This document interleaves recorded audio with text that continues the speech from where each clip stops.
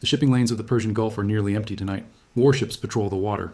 Iranian missile sites burn along the coastline. And yet, somewhere in the darkness, a cargo ship is still moving. Its signal is off. Its route is hidden. Its containers are sealed. It's not carrying oil, not food, war material. And it's heading straight toward the ports of Iran, a country the United States is actively bombing. A silent system is cracking right now, and almost no one is talking about it. Welcome to Prime Update, where we uncover the moves behind global power. By the end of this video, you'll understand who may really be shaping this war, and why the next 72 hours could determine whether this remains a regional conflict or becomes something far larger. Day 7. 7 days into the conflict, the official briefings are cautiously optimistic. According to internal estimates from U.S. Central Command, ballistic missile launches from Iranian territory are down nearly 86% compared to day 1. Even if analysts cut that number in half to account for uncertainty, the degradation is still significant. Truck-mounted launchers have been destroyed. Rail systems have been targeted. Logistics networks have taken heavy damage. For now, the U.S. Navy appears to have regained partial control of the Western Gulf. Interceptor stockpiles are still holding. Barely. But there is one part of this war that rarely appears in official briefings. Missiles require enormous infrastructure. Heavy trucks capable of carrying 50 tons, reinforced launch rails, large logistical networks. None of that can be hidden in a garage. Drones are different. A drone launcher can be welded onto the back of a pickup truck in a matter of hours. Destroy one today, and tomorrow 3 more may appear. Satellite imagery confirms that several centralized drone production facilities in Iran have been struck. But many analysts believe the manufacturing system was already dispersed months before the first bombs fell. Small workshops, civilian zones, underground facilities. Some of the drones used in recent attacks are reportedly built from extremely simple materials, even plywood and lightweight foam. In other words, the launchers are replaceable. The drones themselves are replaceable, because the components keep arriving. And this is where the story begins to shift. Because many of those components do not originate in Iran.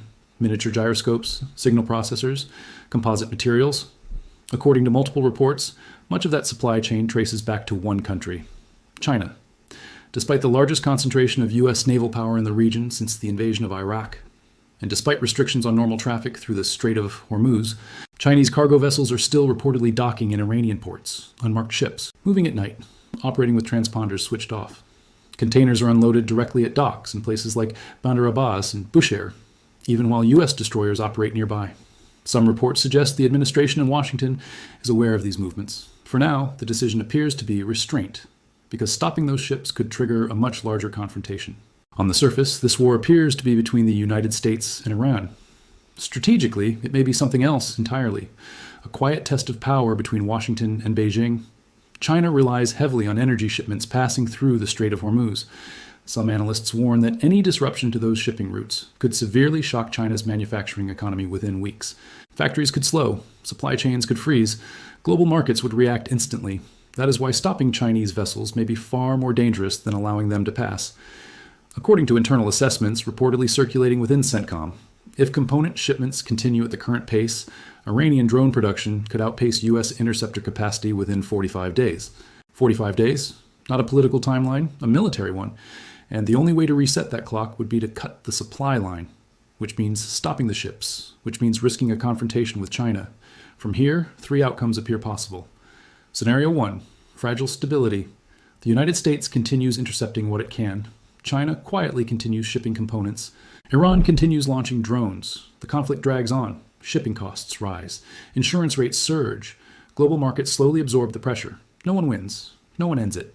Scenario 2, escalation.